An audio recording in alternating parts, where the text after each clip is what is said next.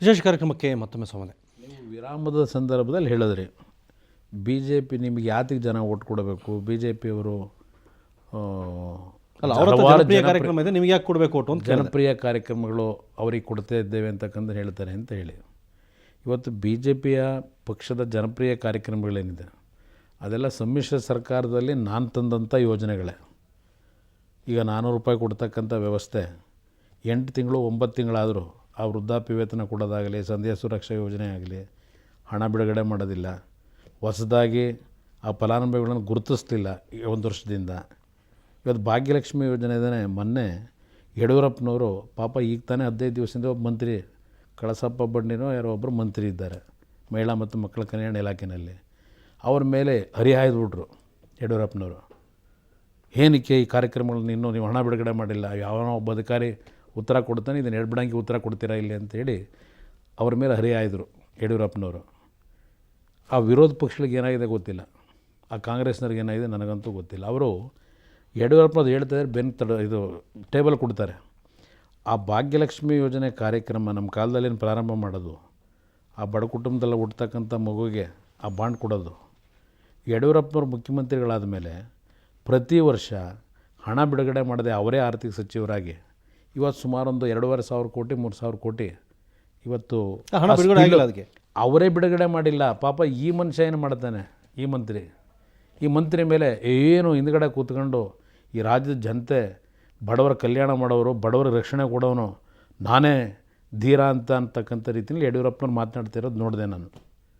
ಇವರು ಕಳೆದ 4 ವರ್ಷದಲ್ಲಿ ಹಣ ಬಿಡುಗಡೆ ಮಾಡದೆ ಆರ್ಥಿಕ ಸಚಿವರಾಗಿ ಹಲವಾರು ಪತ್ರಿಕೆಗಳು ಪ್ರತಿನಿತ್ಯ ಬರೆದಿದ್ದಾರೆ. ಕಳೆದ 4 ವರ್ಷದಲ್ಲಿ ಒಂದೊಂದು ಜಿಲ್ಲೆಯಲ್ಲಿ ಒಂದೊಂದು ಬಾಂಡನ್ನೇ ಕೊಟ್ಟಿಲ್ಲ, ಲಕ್ಷಾಂತರ ಬಾಂಡ್ಗಳು ಕೊಡಬೇಕಾಗಿರ್ತಕ್ಕಂಥ ಕಡೆ ಇವರು ಮೊನ್ನೆ ಜನಗಳ ಮುಂದೆ ತೋರಿಸ್ತಾ ಇದ್ದಾರೆ ಅವರ ಏನು ಇದನ್ನು ದೊಡ್ಡ ಮಟ್ಟದ ಇದನ್ನು ಹೋರಾಟ ಏನು ನಾನು ಬಡವರ ಪರವಾಗಿ.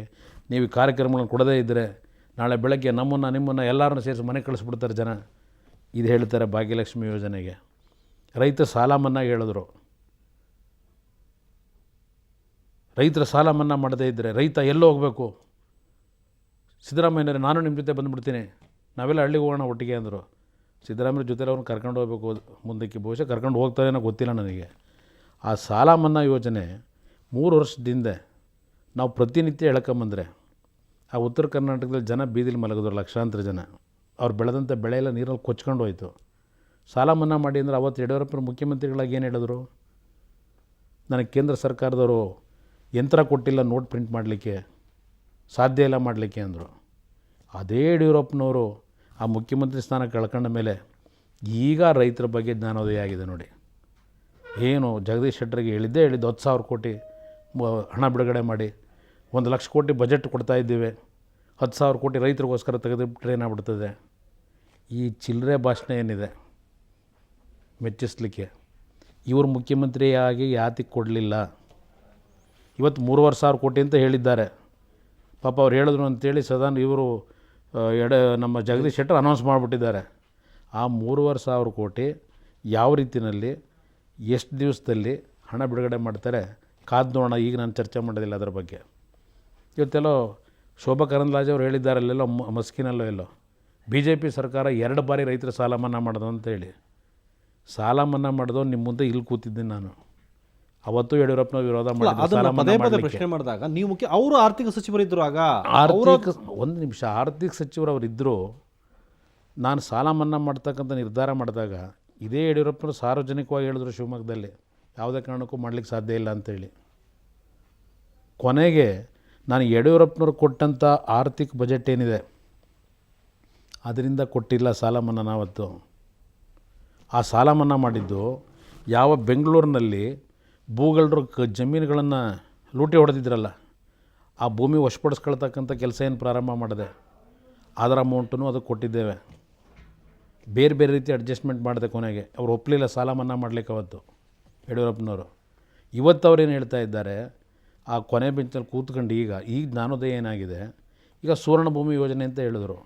10,000 ಕೋಟಿ 1,000 ಕೋಟಿ ಕೊಡ್ತೀನಿ ಬಾರಿ 10 ಲಕ್ಷ ಕುಟುಂಬ ಕೊಡ್ತೀನಿ ಅಂದರು.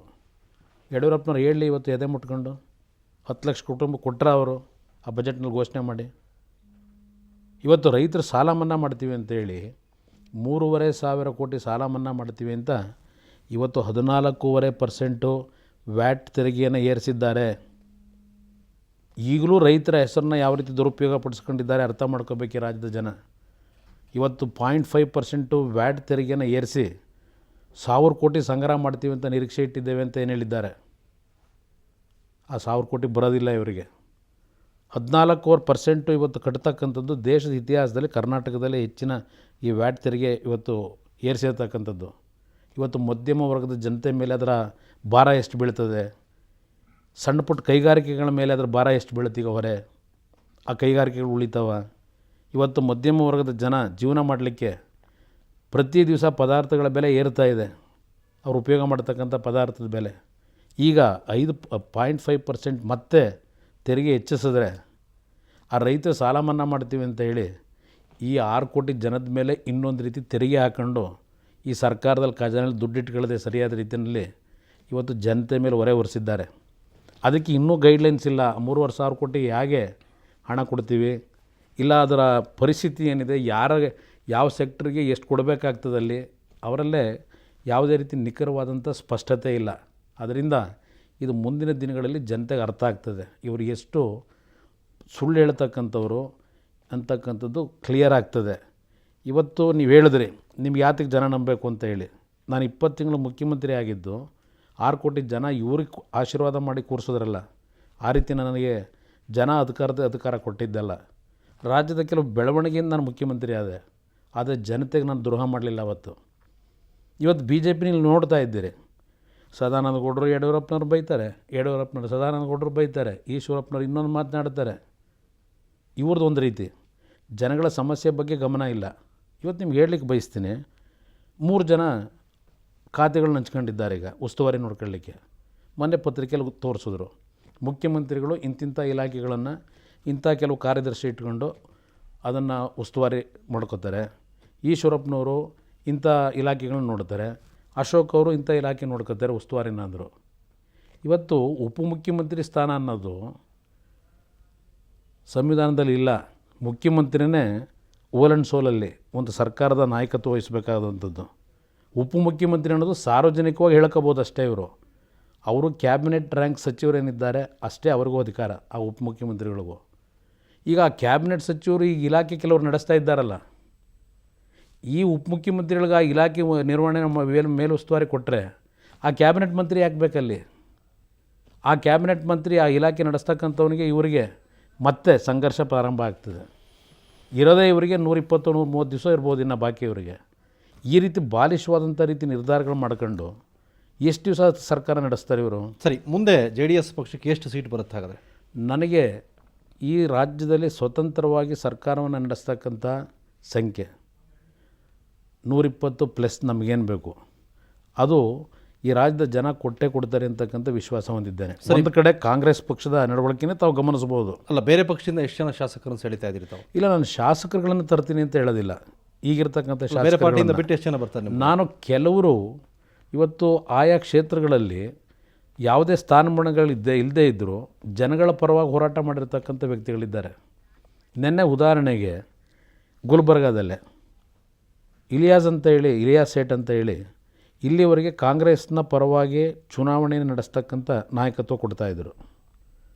ನಿನ್ನೆ ಅವ್ರ ಪಕ್ಷಕ್ಕೆ ಸೇರ್ಪಡೆ ಆದರು. ನಿನ್ನೆ ರಾತ್ರಿ 2 ಗಂಟೆಯಲ್ಲಿ ಅವ್ರ ಸಮಾಜದ ಎಲ್ಲ ಮುಖಂಡರೆಲ್ಲ ಸೇರಿ, ಇಲ್ಲ ಇವತ್ತು JDS ಪಕ್ಷವೇ ಸಮರ್ಪಕವಾದಂಥ ಪಕ್ಷ, ಇವತ್ತು ಅಸ್ಸಾಂನಲ್ಲಿ ನಡೀತಾ ಇರತಕ್ಕಂಥ ಘಟನೆಗಳನ್ನು ನೋಡಿದ್ರೆ ನಾವೆಂದೂ ಕಾಂಗ್ರೆಸ್ ಪರವಾಗಿ ಹೋಗಬಾರ್ದು ನಾವು ಅಂತಕ್ಕಂಥದ್ದನ್ನು ದೊಡ್ಡ ಹಿರಿಯ ನಾಗರಿಕರು ಬಂದಿದ್ದರು, ಮುಸಲ್ಮಾನ್ ಬಂದಿದ್ದರು. ಹಾಗಾದರೆ ಈ ಬಾರಿಯ ಕುರುಕ್ಷೇತ್ರದಲ್ಲಿ ತಾವು ಜಯಿಸ್ತೀರಿ ಅಂತೀರಿ? ನೀವು ಯಾವ ಒಂದು ಹೆಸರನ್ನ ಇಟ್ಟಿದ್ದೀರಿ ಇವತ್ತಿನ ಒಂದು ಸಂವಾದ ಕಾರ್ಯಕ್ರಮದಲ್ಲಿ, ಆ ಕುರುಕ್ಷೇತ್ರ ಅಂತಕ್ಕಂಥದ್ದು. ಈಗಿನ ಕುರುಕ್ಷೇತ್ರದಲ್ಲಿ ಜನತೆಯ ವಿಶ್ವಾಸ ನಾನು ಸಂಪೂರ್ಣವಾಗಿ ಪಡಿತೀನಿ ಅಂತಕ್ಕಂಥ ನಂಬಿಕೆ ಇಟ್ಟಿದ್ದೇನೆ. ಆ ನಂಬಿಕೆಯಿಂದಲೇ ಇವತ್ತು ರಾಜ್ಯದಾದ್ಯಂತ ನಾನು ಹೋರಾಟ ನಡೆಸ್ತಾ ಇದ್ದೇನೆ. ಇವತ್ತು ಈ ರಾಜ್ಯದ ಜನತೆಯ ಸಮಸ್ಯೆಗಳನ್ನು ನಾನೇನು ಅರ್ತಿರೋದಷ್ಟೇ ಅಲ್ಲ, ಯಾವ ರೀತಿ ಕಾರ್ಯಕ್ರಮ ಕೊಡಬೇಕು ಅಂತಕ್ಕಂಥದ್ದನ್ನು ಮುಂದಿನ ಚುನಾವಣೆಯ ಸಂದರ್ಭದಲ್ಲಿ ನಾನೇನು ಕೆಲವು ಮ್ಯಾನಿಫೆಸ್ಟೋದಲ್ಲಿ ಕೆಲವು ಪ್ರೋಗ್ರಾಮ್ಗಳನ್ನು ಕೊಡ್ತೇನೆ. ಆ ಪ್ರೋಗ್ರಾಮ್ಗಳು ಕೇವಲ ಚುನಾವಣೆಯಲ್ಲಿ ಮತ ಪಡೆಯತಕ್ಕಂಥದ್ದಕ್ಕಷ್ಟಕ್ಕೆ ಸೀಮಿತವಾಗೋದಿಲ್ಲ. ಆ ಕಾರ್ಯಕ್ರಮ ಇಂಪ್ಲಿಮೆಂಟ್ ಮಾಡ್ತಕ್ಕಂಥದ್ದೇ ನಮ್ಮ ಪಕ್ಷದ ಗುರಿ ಇಲ್ಲಿ. ರೈಟ್. ಕುಮಾರಸ್ವಾಮಿ ಅವರೇ, ಅದರ ಹಿನ್ನೆಲೆಯಲ್ಲಿ ಹೋರಾಟ ಮಾಡ್ತೀವಿ. ವಿರೋಧ ಪಕ್ಷದಲ್ಲಿದ್ದೀರಿ, JDS ನಾಯಕರಾಗಿದ್ದೀರಿ, ಆಡಳಿತ ಪಕ್ಷದವರಿಗೆ ನಾವು ಕಟುವಾದ ಪ್ರಶ್ನೆಗಳನ್ನು ಇಟ್ವಿ. ತಾವು ಹೇಳಿದ್ರಿ ಮುಂದೆ ನಾವು ಅಧಿಕಾರಕ್ಕೆ ಬರುತ್ತೆ ಅಂತ ಹೇಳಿ.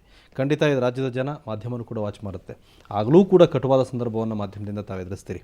ತಾವೀಗ ವಿರೋಧ ಪಕ್ಷದಲ್ಲಿರೋದ್ರಿಂದ, ಬಟ್ ಈಗ ಹೇಳಿದಿರಿ ನಾವು ಅದನ್ನೆಲ್ಲ ಮಾಡ್ತೀವಿ ಅಂತ ಹೇಳಿ. ಖಂಡಿತ ರಾಜ್ಯದ ಜನ ನೋಡಿದ್ದಾರೆ, ಕುಮಾರಸ್ವಾಮಿ ಅವರ ಮಾತುಗಳನ್ನು ಕೇಳಿದ್ದಾರೆ ಈಗ. ಸೊ ರಾಜ್ಯ ಜನತೆಯ ಉತ್ತರ ಏನು ಅನ್ನೋದು ನೋಡೋಣ. ನಮ್ಮ ಜೊತೆ ಎಷ್ಟೊತ್ತು ಕಾರ್ಯಕ್ರಮದಲ್ಲಿ ಭಾಗವಹಿಸಿ ಅನೇಕ ವಿಚಾರಗಳನ್ನು ನಮ್ಮ ಜೊತೆ ಹಂಚಿಕೊಂಡ್ರಿ. ಧನ್ಯವಾದ ಕುಮಾರಸ್ವಾಮಿ ಅವರೇ. ನಮಸ್ಕಾರ.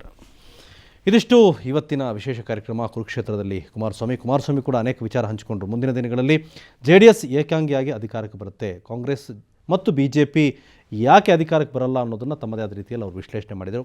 ಕಾದೋಣ. ಇದು ಈ ಹೊತ್ತಿನ ವಿಶೇಷ. ಕ್ಷಣ ಸುದ್ದಿಗಾಗಿ ನೋಡ್ತಾ ಇರಿ ಸುವರ್ಣ ನ್ಯೂಸ್ 24/7.